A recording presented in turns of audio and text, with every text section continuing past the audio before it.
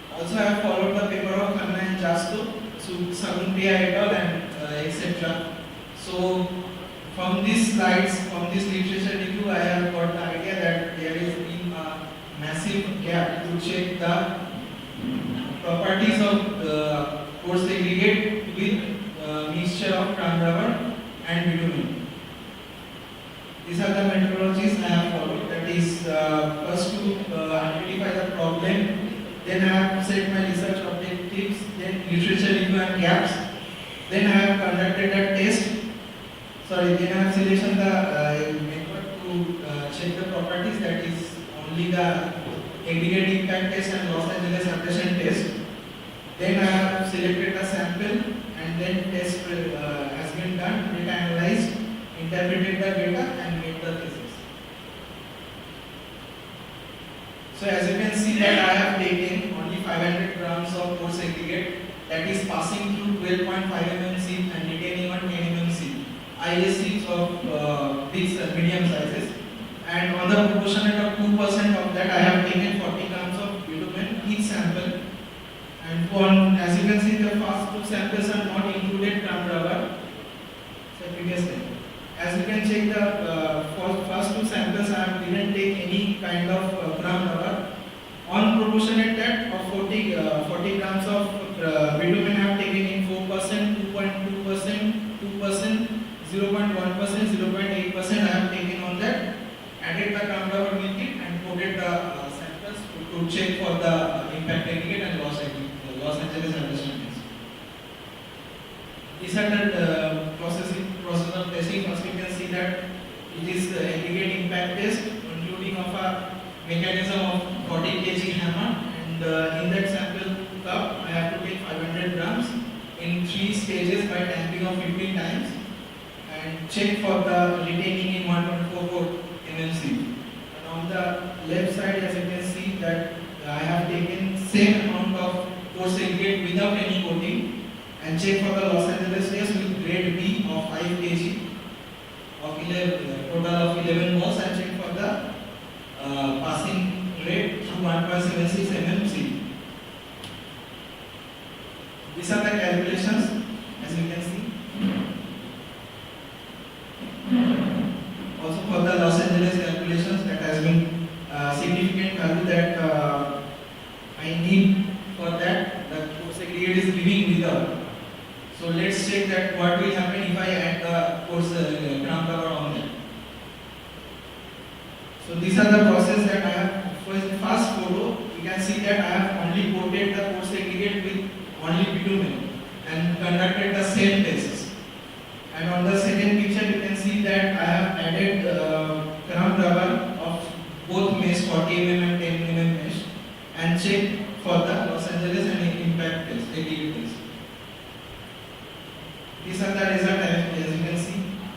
If I significantly check that the sample coated with only bitumen, it is giving value 2.72% and abrasion value 15%. And whenever I add the bitumen, whenever I add the 40 mesh cram rubber, the value gets somehow near about. And whenever I add cram rubber 10 mesh, it is also giving the same value. So if I decrease the same amount of bitumen I am using, if I decrease the amount of bitumen I am using and add some cram rubber, it is also giving the same value. So that's why I use cram rubber to also recycle the waste dump, and also for that getting the same value for that. And this my luck that is really it's my luck that is giving the same value for that. And it is quite strong, exceptionally strong, that you can see, as because the impact value is needed less than 10% and 40% for the Los Angeles state in water around macadam road or the normal bituminous roads. As you can see that I have discussed the result that if I am coating cram rubber in 4%, 3.5%, 3%, 2% and 1%, they are giving the same value as if I add 10% to 15% of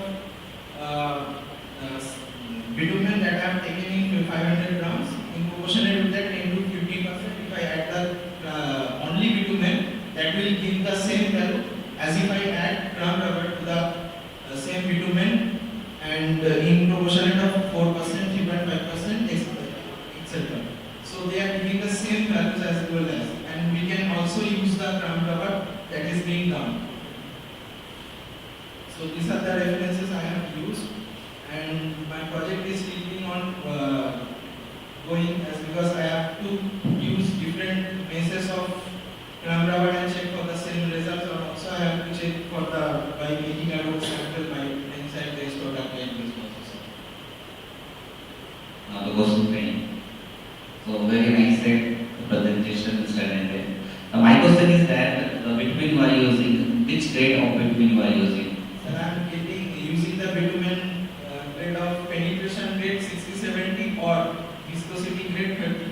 So that means this particular research is valid only for 60-70 grade of bitumen. Yes, sir, as because the Nihai data I am getting, so Nihai only uses viscosity grade of 60-70%.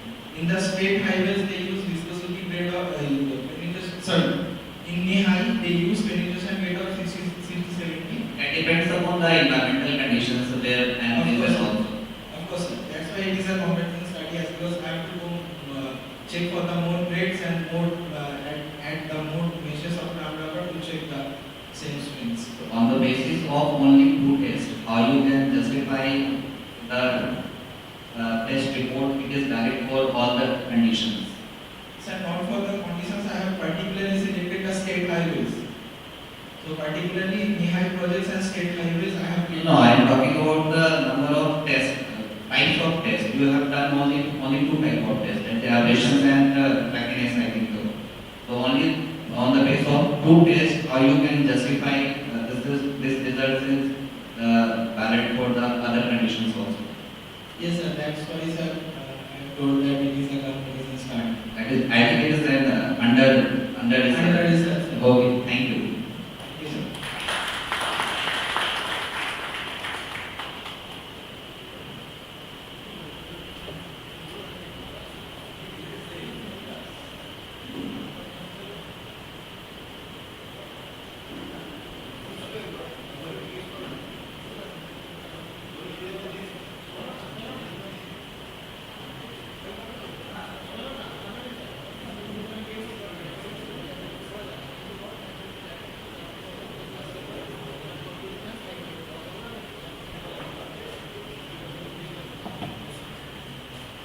So ladies and gentlemen, once again a very good evening, and we are at the concluding session of two-day national conference on recent trends in computational and mathematical analysis in engineering and science 2024.